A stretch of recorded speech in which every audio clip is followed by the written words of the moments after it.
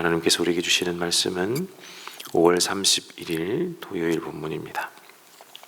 빌립보서 4장 10절로 23절, 우리 빌립보서 마지막 구절들을 함께 교독해서 읽겠습니다. 나를 생각하는 마음이 여러분에게 지금 다시 일어난 것을 보고 나는 주님 안에서 크게 기뻐하였습니다. 사실 여러분은 나를 항상 생각하고 있었지만 그것을 나타낼 기회가 없었던 것입니다. 내가 궁핍해서 이렇게 말하는 것이 아닙니다.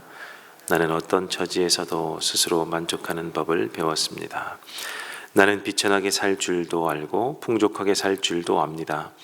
배부르거나 굶주리거나 풍족하거나 궁핍하거나 그 어떤 경우에도 적응할 수 있는 비결을 배웠습니다. 나에게 능력을 주시는 분 안에서 나는 모든 것을 할 수 있습니다. 그러나 여러분이 나의 고난에 동참한 것은 잘한 일입니다. 빌립보의 교우 여러분도 아는 바와 같이 내가 복음을 전파하던 초기에 마케도니아를 떠날 때에 주고받는 일로 나에게 협력한 교회는 여러분밖에 없습니다. 내가 데살로니가에 있을 때에도 여러분은 내게 내가 쓸 것을 몇 번 보내주었습니다. 나는 선물을 바라지 않습니다. 나는 여러분의 장부에 유익한 열매가 늘어나기를 바랍니다. 나는 모든 것을 받아서 풍족하게 지내고 있습니다. 나는 여러분이 보내준 것을 에바브로디도로부터 받아서 풍족합니다. 그것은 아름다운 향기이며 하나님께서 기쁘게 받으시는 제물입니다. 나의 하나님께서 자기의 풍성하심을 따라 그리스도 예수 안에 있는 영광으로 여러분에게 필요한 것을 모두 채워주실 것입니다. 하나님 우리 아버지께 영광이 영원히 있기를 빕니다. 아멘. 그리스도 예수 안에 있는 모든 성도에게 문안하십시오. 나와 함께 있는 교우들이여 여러분에게 문안합니다. 모든 성도가 여러분에게 문안합니다. 특히 황제의 집안에 속한 사람들이 여러분에게 문안합니다. 주 예수 그리스도의 은혜가 여러분의 심령과 함께 있기를 빕니다. 아멘. 성도 여러분, 오늘 본문 속에는 우리가 잘 알고 있고 또 익숙하게 또 잘 외우면서 사용하는 구절들이 담겨 있는 본문입니다.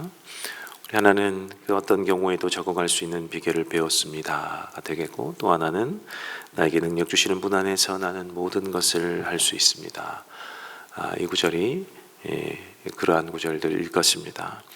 이 두 구절이 익숙하지만 우리는 어떠한 맥락 가운데 이 구절이 쓰여졌고 또 어떠한 의미로 이 구절을 바울이 사용하고 있는지 잘 모를 때가 있다고 생각이 듭니다. 오늘 마침 이 두 구절이 나오니까요, 이 본문이 어떠한 맥락 속에서 또 바울이 뜻하는 바가 무엇인지 알 수 있으면 좋겠습니다. 먼저 빌립보서의 배경은 바울이 감옥에 갇혀 있는 상태에서 빌립보 교회로에게 보내는 편지인 것은 우리가 다 알고 있을 것입니다. 그 가운데 오늘은 마지막으로 빌립보 교회가 자신을 위해 에바브로디도 편으로 헌금을 보낸 것에 대해서 오늘 말씀에 감사하고 기뻐함을 알리는 인사를 오늘 담고 있는 오늘 구절을 마지막으로 담고 있습니다. 바울의 여기에 마음을 담아서 이 편지를 적고 있는 내용이 오늘 본문이 적힌 내용이죠. 그러니 빌립보 교회가 바울에게 보낸 헌금은 다름 아닌 바울이 전도 여행을 다니면서 필요한 비용을 충당하라고 보낸 선교 헌금이라고 할 수 있습니다. 이 헌금으로 바울이 어떤 용도로 사용했는지는 오늘 본문에 나타나고 있지 않기 때문에 알 수는 없습니다만, 오늘 바울의 간증과 같은 이 오늘 본문의 내용을 볼 때는 정말 필요한 곳에, 요긴한 곳에 사용했겠다 하고 우리가 짐작해 볼 수는 있겠습니다. 바울도 그러했습니다만 바울을 비롯한 예수님과 그리고 예수님의 제자들은 모두 가난한 사람들이었습니다. 이 일을 행하고 있을 때, 복음 전도의 삶을 살고 있을 때 예수님과 예수님의 제자들 그리고 바울은 항상 가난한 사람 삶을 살 수밖에 없었습니다. 당시에 예수님께서 이 땅에 가져오신 새로운 소식인 이 복음을 전하기 위해서는 우리처럼 이곳에 이 한 곳에 정착해서 전할 수는 없었습니다. 또 오늘날은 영상 등의 매체를 사용하면서 여러 가지 이 도움을 받는 도구들이 있으니까 한 곳에 정착해서 복음을 전할 수 있겠습니다마는 당시 이 빌립보서를 적고 있는 이 형편, 그리고 당시 예수님 당시의 형편으로 볼 때는 그냥 한 곳에 앉아서 복음을 전하는 수는 없었던 것입니다. 달리 방법이 없었기 때문에 편지를 쓰는 방법이 있었을 것도 같지만 이 복음을 전하는 형태가 우리도 해보면 잘 아시겠습니다만 면대면으로 사람과 사람이 만나서 전하는 것이 훨씬 더 효율적이기 때문에 이들은 당시에 이 사람들은 전도하러 직접 가야만, 그래서 멀리 있는 사람에게 복음을 전할 때는 전도 여행을 해야만 했습니다. 지금도 집을 떠나 여행을 하는 것만으로도 우리는 비용이 많이 발생을 하죠.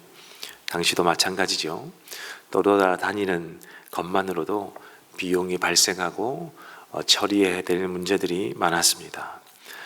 더욱 가장 큰 문제라고 할 수 있는 것은 떠돌다 보니까, 여행을 하다 보니까 일정한 수입을 얻을 수 없다는 것이죠. 그래서 예수님과 제자들, 그리고 바울과 같은 떠돌이 전도자들은 그래서 가난할 수밖에 없었습니다. 자, 이런 가운데 빌립보 교회가 보내준 선교 헌금이니까 바울은 얼마나 귀한 이 헌금이었겠습니까? 얼마나 필요하고 요긴한 곳에 사용할 수 있는 이 돈이었겠습니까? 그럼에도 오늘 본문을 보면 바울은 이 헌금, 이 돈 때문에 너무 감사해서 이 편지를 적고 있는 것이 아니라고 말하고 있죠. 당신들이 나에게 정말 필요한 헌금을 보내어 주어서 너무 감사합니다. 너무 요긴하게 쓰고 있습니다. 정말 필요했는데 너무 감사합니다. 이 말을 하고 싶은 것이 아니라는 말입니다. 그래서 바울은 사실 이 돈이 없어도 마음먹은 일들, 주께 받은 사명을 행하는 데는 저는 전혀 문제가 없습니다 라고 말을 하고 있는 이 뉘앙스의 말들을 오늘 보고 있는 것이죠. 성도 여러분, 바울이 이 맥락 가운데 우리가 잘 알고 있는 이 두 구절을 이야기하고 있는 것입니다. 우리에게 더 익숙한 개역개정 성경으로 11절과 12절을 한번 읽어보겠습니다. 내가 궁핍함으로 말하는 것이 아니라 어떠한 형편에든지 나는 자족하기를 배웠노니 나는 비천에 처할 줄도 알고 풍부에 처할 줄도 알아서 모든 일 곧 배부름과 배고픔과 풍부와 궁핍에도 처할 줄 아는 일체의 비결을 배우노라 라고 오늘 이야기하고 있는 것입니다. 여기에 중요한 단어 두 개가 나오는데, 먼저는 자족이라는 단어, 세 번역으로 말씀드리면 오늘 읽은 우리의 본문은 만족하는 법이라고 번역하고 있죠. 이 단어는 당시 문화적 배경은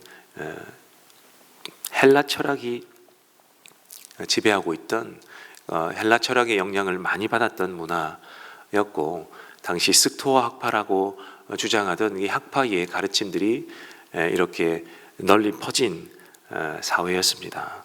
다른 가르침들도 물론 있었겠지만 이 단어, 이 바울이 사용하는 이 자족이라는, 만족하는 법이라는 단어는 이 스토아 학파가 주창하던 단어 중에 하나입니다. 스토아 철학자들은 인간의 이성, 생각할 수 있는 인간의 이성이 우주의 일부이므로 이 우주의 일부인 인간의 이성이 곧 순응하는, 이 우주의 방향에 순응하는 것으로 가야만 한다. 그것이 인간의 본분이고 자연스럽게 가는 방법이다라고, 그것이 올바른 삶이라고 주장했습니다. 그래서 우주의 일부인 인간은 감정을 통제해야만 이성이 곧 순응할 수 있다라고 이야기합니다. 그래서 감정을 통제하고 절제해야만 한다. 그래서 인간의 감정이 부와 건강과 명예 등에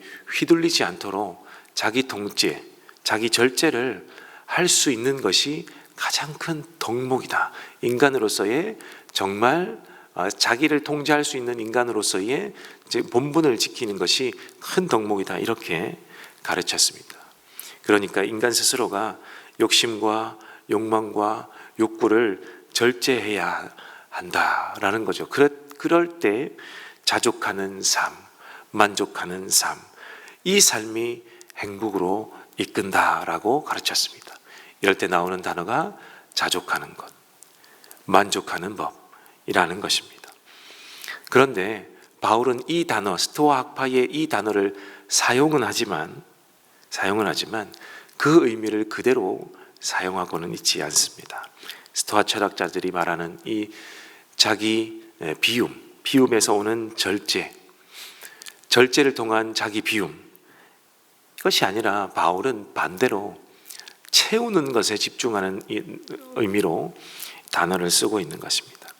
인간은 자기를 비워내야만 통제가 가능하다라고 스토아 철학자들이 말한다면, 바울은 이 마음을 다른 것으로 채우거나 비우거나 하지 말고 예수 그리스도, 그리고 예수 그리스도의 가르침으로 채울 때 비로소 인간 본연의 기능을 행할 수 있는, 하나님의 뜻에 부합하는 삶을 살 수 있는 인간이 된다.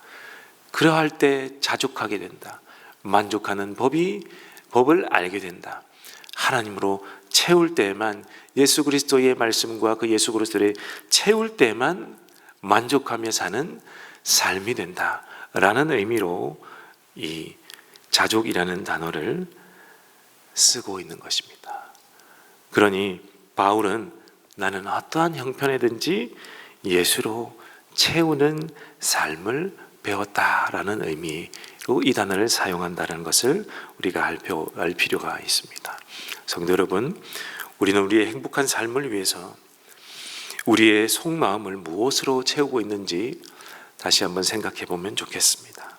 내가 늘 암송하던 이 구절을 사용할 때, 내가 어떠한 상황 가운데서도 나는 참을 수 있다, 하나님이 나를 참게 만들어 주실 것이다 라고 지금까지 생각했다면, 바울의 의도대로 나는 어떠한 상황에도 나는 내 속을, 내 마음을 예수 그리스도로 채우겠다, 우리 예수님으로만 만족하겠다 라는 의미로 이 의미를 다시 생각하는 오늘 이 아침이 되기를 주님의 이름으로 간절히 소원합니다.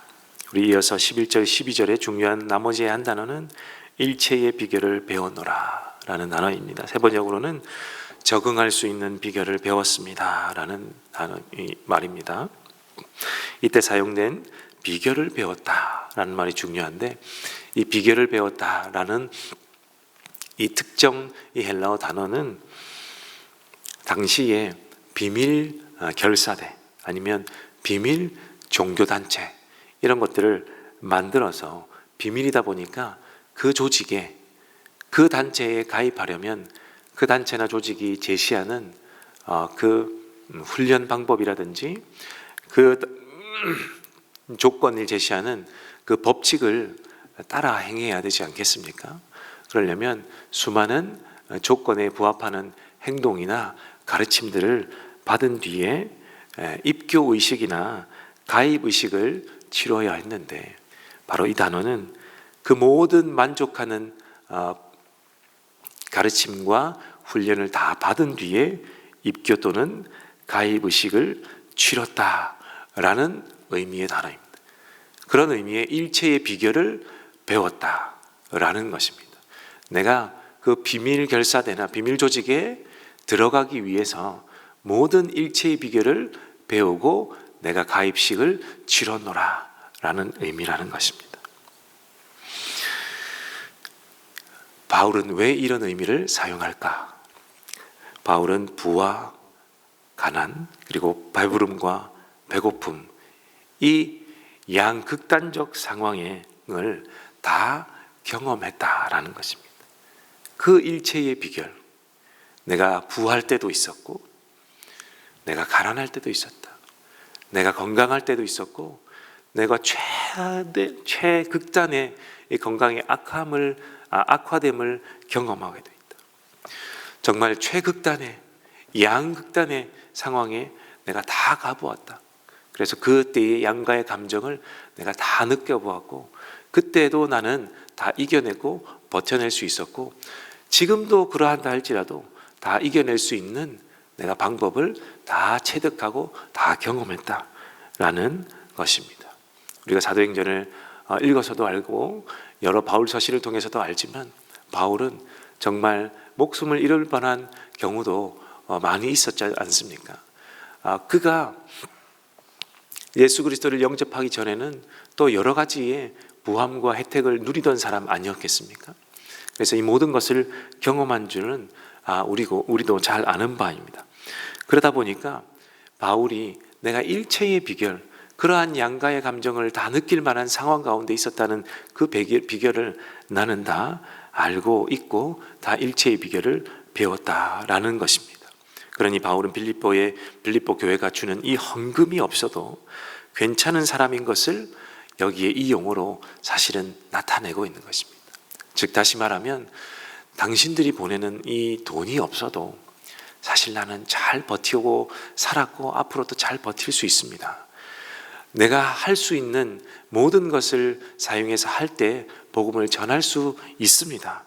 그러나 여러분이 이 헌금을 통하여 이 동참해 준 것이 얼마나 복된지 모릅니다 라는 말을 하고 있습니다. 그래서 13절에 보면 나에게 능력 주시는 분 안에서 나는 모든 것을 할 수 있습니다.